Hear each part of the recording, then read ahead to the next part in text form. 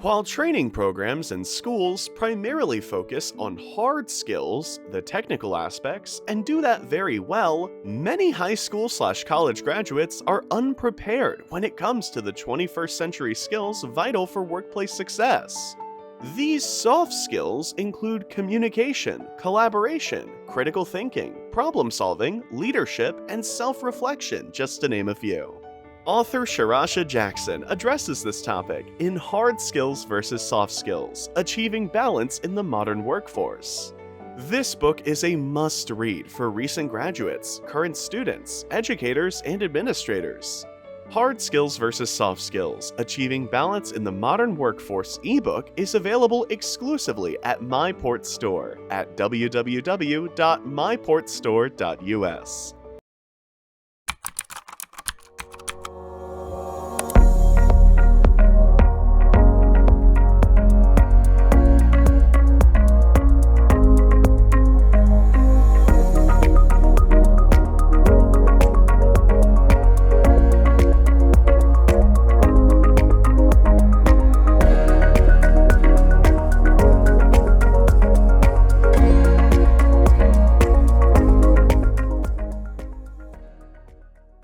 Have you ever experienced a sleepless night prior to going into an interview?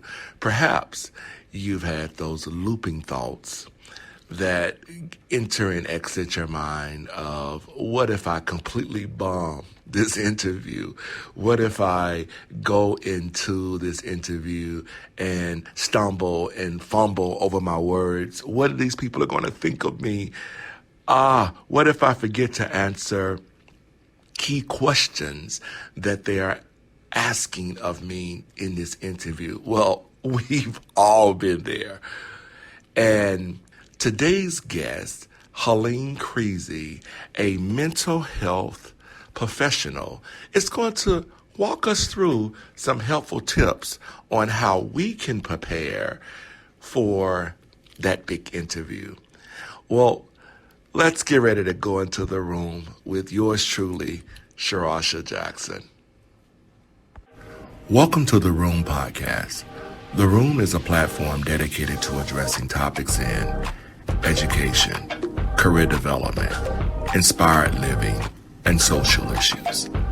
It is the goal of The Room to meet our listeners where they are, no matter who they are, providing empowerment for all. We are now going into the room with host Sherreccia Jackson. Hello, Helene, and welcome to the room. I am so excited to have you here today, and it is a pleasure of mine to have you here on the show today. Can you just tell us a little bit about yourself? Absolutely. So my name is Helene Creasy. I've been a licensed clinical social worker for the better part of 30 years. I've spent my entire career in the field of behavioral health and have had the honor of working across all systems, multiple levels of care, variety of roles and responsibilities.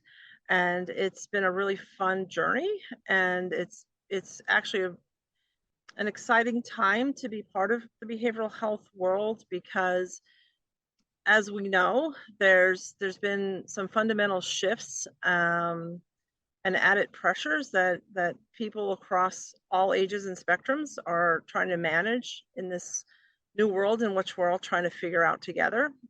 And through that process, there's been added focus on the necessity of behavioral health and the importance of considering behavioral health focus, and really understanding that it touches everyone's lives and impacts multi dimensions across all of our lives. And so I love that it is an exciting time to be part and a professional in that world, to see the recognition and the importance of the work that people have been doing for years.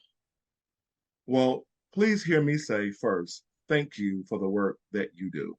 I want to tell my viewers that I came in contact with Mrs. Creasy through a employment opportunity that I had working for a phenomenal organization. And She and I connected there, and I saw firsthand the passion that this particular individual demonstrated in leadership, in caring for students, and every area around her life is clearly a rollout of her. It's not you get one face today and another face tomorrow.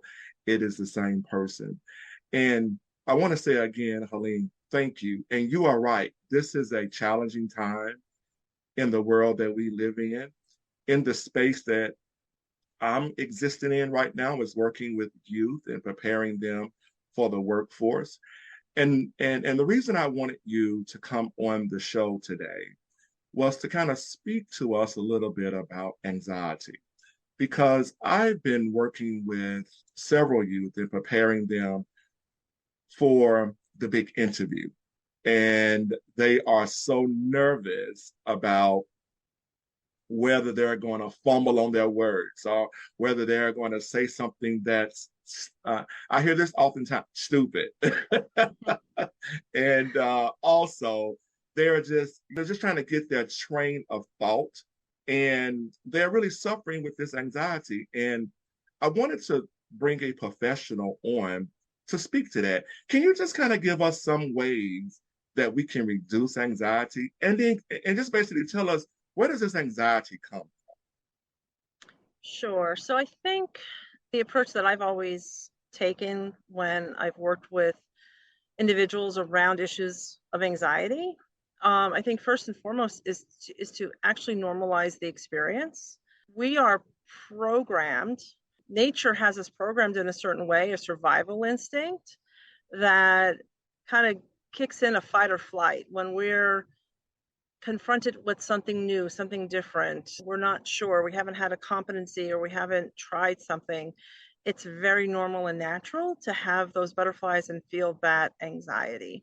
And so I think first and foremost, there's a lot of education that can be done for students that you're working with just to normalize the experience and say, this is really normal. And quite honestly, I'd be more worried about you if you weren't anxious a little bit, right? I mean, this is a new experience, and it makes total sense that you're experiencing and feeling this way a little bit.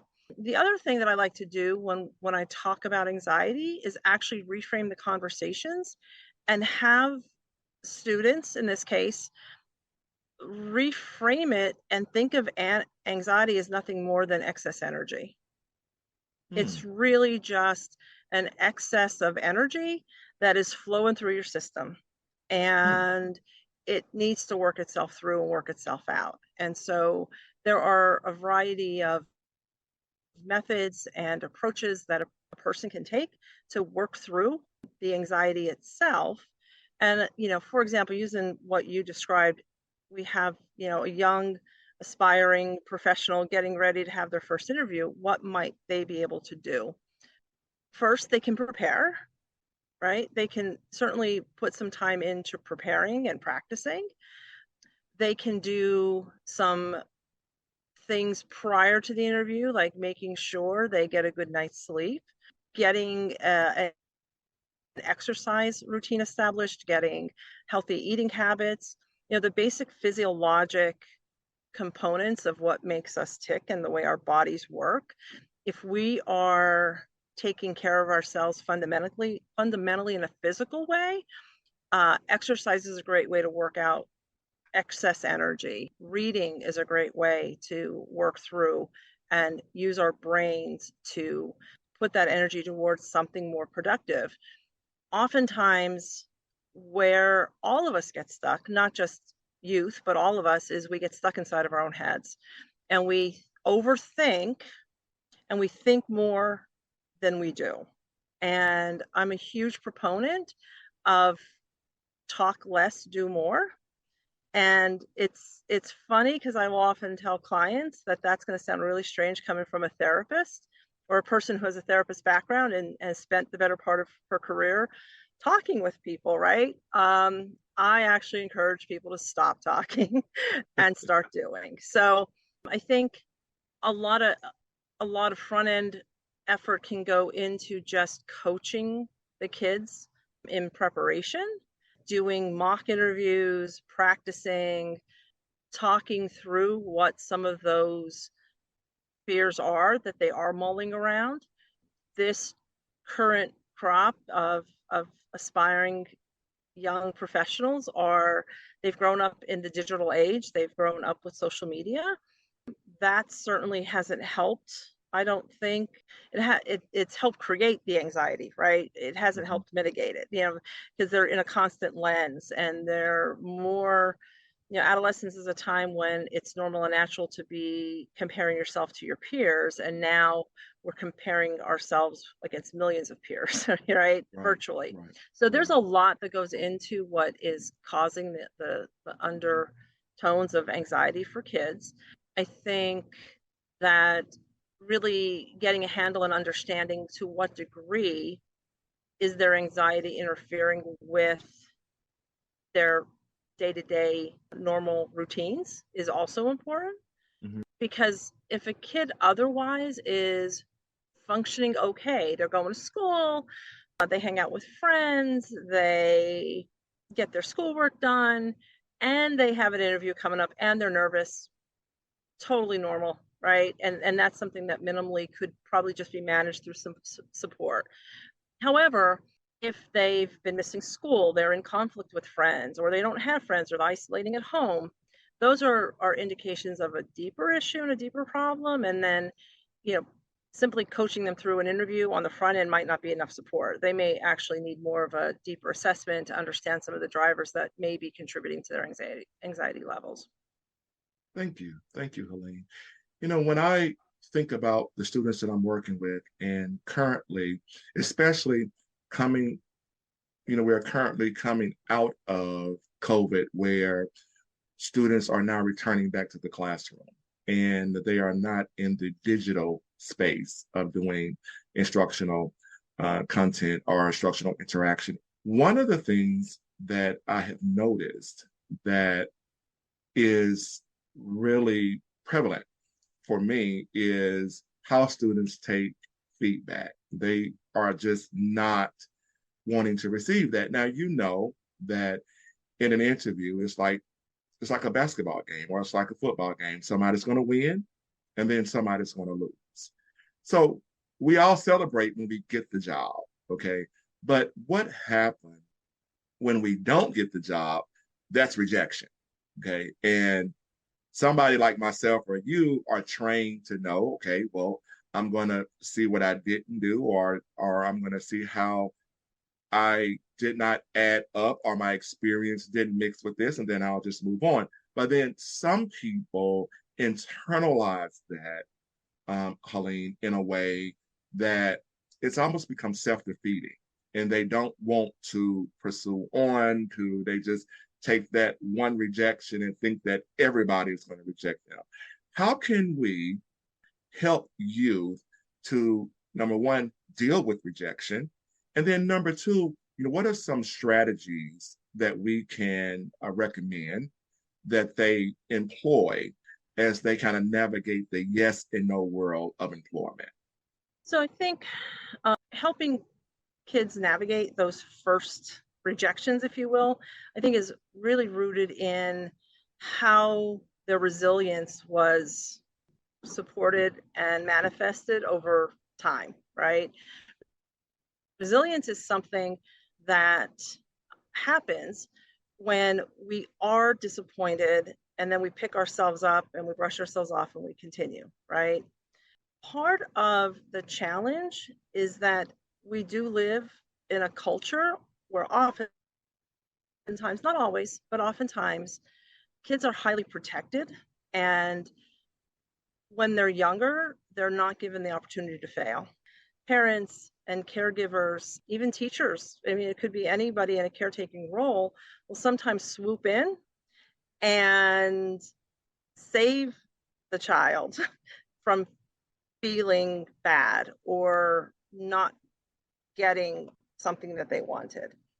And to be perfectly honest, I think that's where we have to do better as a culture and a society, that we have to allow our kids to fail more and fail often at much younger ages, because that's what builds the resilience.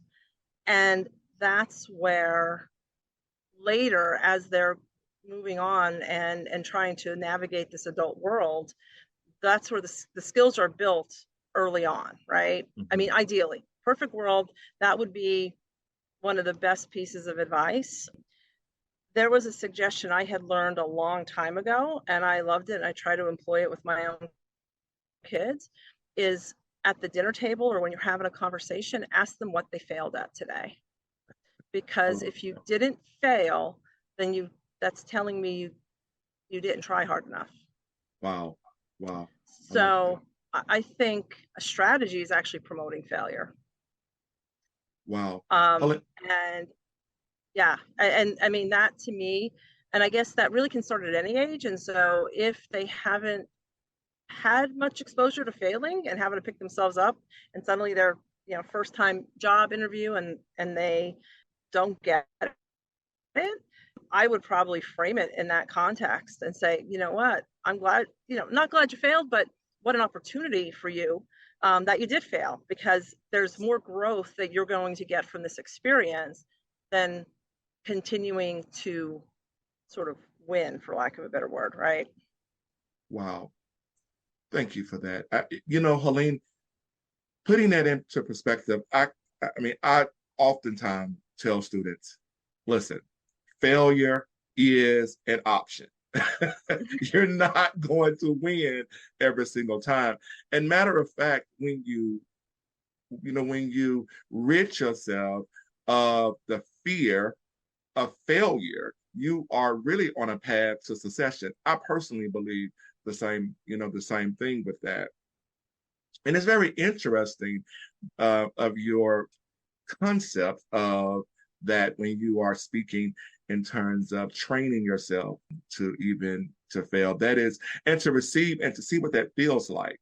And you're right, so many students have had that catch that has always been there to kind of not allow them, if you will, to fail. But that also, that kind of creates a utopia that is really not the world that we live in. So just kind of preparing with those real life experiences really kind of help us to really gain that ability to take the no, because there will be times, I'm sure, that you've had a no. I know I've had a no before. And it helped me to really reframe myself and reposition myself to do it better and to do it more excellently next time. Helene, there are challenges that are that are continually plaguing schools and plaguing education. And one is follow through. That is something that is a significant issue, especially with soft skills. And I'm sure that you've already read my book, Hard Skills versus Soft Skills. And in that, I'm talking about the importance of soft skills and those that are needed to exist and to be able to successfully navigate the workforce. So you, as a entrepreneur yourself, as a manager, as a supervisor, what are some skills that you look for in employees, soft skills that you feel that are important when you are deciding the yes or the no for your team? So I think the number one thing that I interview for when I interview and look to bring people onto my team is, how are they going to fit into the culture, right? And the culture that we have here. And culture can be different companies, different organizations have different cultures, right? And what is a culture fit? For me, the culture fit does center so much around soft skills, right? The ability to communicate, the ability to receive feedback, the ability to take information and have a conversation without a defensive reaction or response, a willingness to grow and learn, a lifelong learner, someone who has an ability to emotionally attune with other people, who can read a room and understand the pulse of the room, can be naturally warm and engaging. Really, how can they connect with other people? Because at the end of the day, I don't know that there's many businesses across any industry that people skills and the ability to connect, make eye contact, shake a hand, smile, all of those simple things go such a long way. And I mean, I really look for folks on my team that are willing to learn, willing to grow, willing to be a good teammate, understand what it means to not look from a lens of I, but look from a lens of we. And how do we get this job done? How do we accomplish this goal? And so I'm not sure if that exactly answers your question, but that's when I'm looking at bringing somebody onto my team. I want someone that's going to be rowing the boat with me, and not necessarily looking to their left or their right in terms of who else is rowing or how they're rowing, just concerned with their own job and how they're helping the team be successful. That's exactly that does answer my question. It really feeds into the concepts that I'm consistently training on and talking about.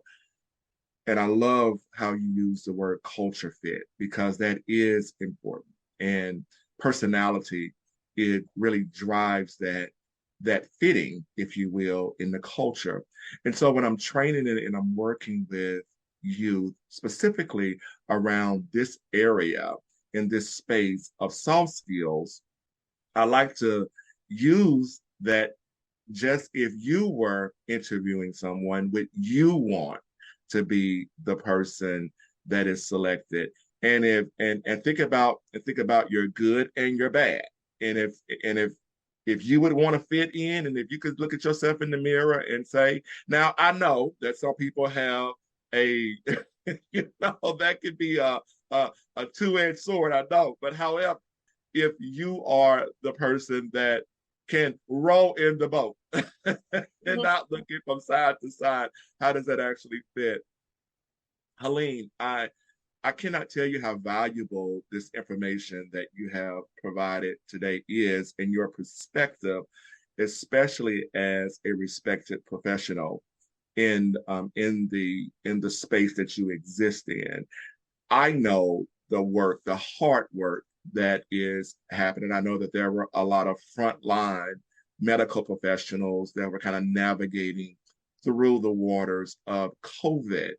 Now we are passing that baton on now to the educators, and then also to the mental health professionals, because there was a lot of fallout that is now happening as a result of being distant from each other for 2 years, 2.5 years, if you will.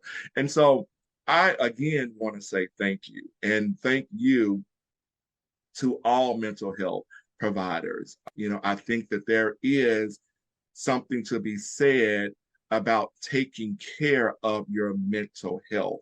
And I know that there are stigmas around that in certain groups, but I, for one, would say that mental health is very important. A happy you is a healthy you. And that's something that I most definitely embrace, even in my own space, knowing the importance of that. In closing, and I know thank you, I value your time, but there are those stigmas that are around mental health, and that oftentimes people don't say, like you were saying earlier, that what happens when that anxiety is just not a little nervousness, but it goes way beyond that. It starts to controlling your life. It controls it controls who you talk to, who you don't talk to, where places you go. At what point and what recommendations do you say or what you give for a person to take action and when they are kind of getting against the wall, and just kind of addressing that stigma that that's around getting mental health. So I mean, it can be a little different for everyone, because we all have a different level of, maybe a threshold for what our level of being uncomfortable with the situation is. But really, to me, it always comes down to what degree is the experience interfering with your daily functioning, right? So from a physical perspective, if you are not like if you find your appetite has changed one direction or the other, so either excess eating and you've gained weight, or not eating enough and you're losing weight, and you're not trying to do either of them and they're happening, that's an indicator. Not sleeping, or sleeping too much. I mean, most folks need 6 to 8 hours a night for sleep. So if you are falling asleep, but then getting up frequently throughout the night and not getting enough rest, or conversely, sleeping 16, 17 hours out of the day, you get up, but you don't really get out of bed. You're not engaged, you're not moving. Things that are activities that you used to find interest in or pleasure in, it's really about extremes in either direction for anything we do. So for a teenager who maybe is a gamer, if suddenly, they normally are on doing their gaming 3 hours a night, it's just their normal routine, and suddenly they stop doing their gaming and they just lose interest in it, that would be a sign that something's off. Or again, other end of the spectrum, it's all they're doing. They're neglecting everything else, and suddenly they're staying up all night and they're just gaming. They're gaming and they're missing school because they've been up all night playing games, right? Any behavior we have can be okay for most part. Almost any behaviors can be okay. It's when we do them too much or just not enough, and it starts to interfere with routine functioning day to day. That's the sign that I would suggest either seeking out a mental health professional. All communities have mental health services at the local level. If you're just not sure where to turn, you can always make an appointment with your PCP, with your family doctor, and start there for a conversation, and then they can help navigate, or their staff can help navigate. So there's like a host of resources, but I think for kids that are school age, guidance counselors, principals, teachers, personnel that they trust, just reach out to someone that you trust, even if it's not a professional. It could be an aunt, an uncle, family friend. Start having a conversation and then look to someone to help you get to the resources. They are available. They're out there. Can be a little navigating to find the right fit, but I think with a little perseverance, it can certainly be done. Thank you. Thank you, Helene. And thank you for being my guest today on The Room. I cannot tell you how valuable this information that you have shared with us on today. And I am just honored to be a part of your space and to have started the journey with you. I do not take our journey lightly. I have a great amount of respect for you. And thank you once again for being on the road. I appreciate the opportunity. The feelings of respect is completely mutual, Sherreccia. I'm really excited to see where your journey is taking you, and the great things that you've taken on. So it's been fun to watch your journey as well. So looking forward to more conversation. Thank you. And thank you, viewers, for taking the time to spend with us on today on The Room. Thank you for listening to The Room with host Sherreccia Jackson. If you enjoyed the content on The Room, please be sure to like, subscribe, and turn on the notification bell so that you will know when we upload new content to our channel. If you would like to be a guest on The Room, please email us at theroom@mymhf.org. Well, until next time, stay motivated, stay strong, and keep improving.